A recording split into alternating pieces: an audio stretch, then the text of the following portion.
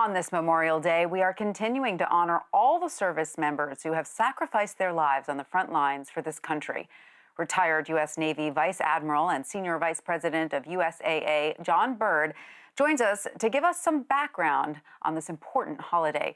Welcome, Vice Admiral. So great to have you with us. If you would, remind us exactly how Memorial Day first came to be.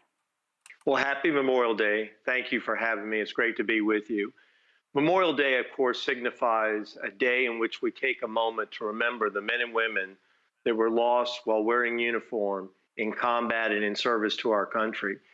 The history of it came to be after the Civil War, when it was a proud tradition to decorate the graves of the fallen. It was called Decorations Day. And then moving into the 20th century in 1967, by law, federal law, the last Monday in May became Memorial Day.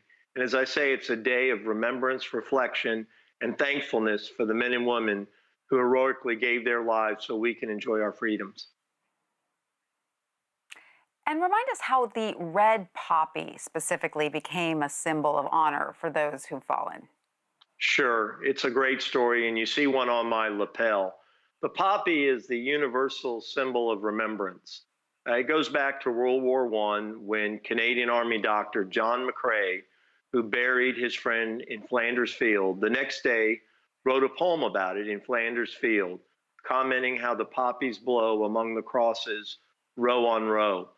3 years later, Mona Michael, an American professor, took up the charge, wrote a corresponding poem called We Shall Keep the Faith, and made it her obligation and her mission to make the poppy, along with the American Legion, the universal symbol of remembrance.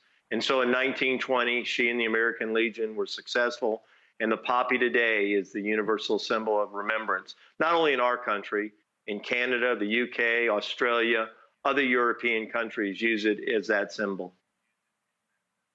It's a wonderful symbol indeed. And this year, Americans will be remembering the holiday a little differently. How can we still honor all of those lives? Yes, of course we can, and now we'll do it virtually. You know, we love to gather physically with parades and other celebrations and commemorations of Memorial Day. This year we can do it virtually. USAA is a website, poppyandmemory.com. You can see the poppy wall that we've had on the mall the last 2 years. You can dedicate a poppy virtually through Snapchat. You can work with your children to make a poppy and teach them the significance of Memorial Day. You know, over half of Americans don't really know the meaning of Memorial Day. And of course, on the TV or online, you can see the ceremonies at the various national cemeteries, including earlier this morning with the Arlington and the wreath laying at the Tomb of the Unknown Soldier.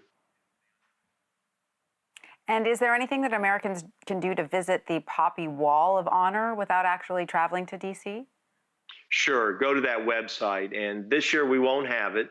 We did the last 2 years, but they can see, as you've shown some of your footage, pictures, depiction of that beautiful wall with 645,000 synthetic poppies representing every man and woman that has been killed in conflict, supporting our country since World War I. It's really an awe-inspiring and amazing depiction of the sacrifice these men and women made.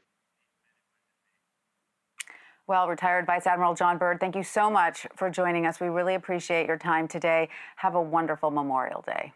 Thank you, and thank you for help getting out the message of Memorial Day.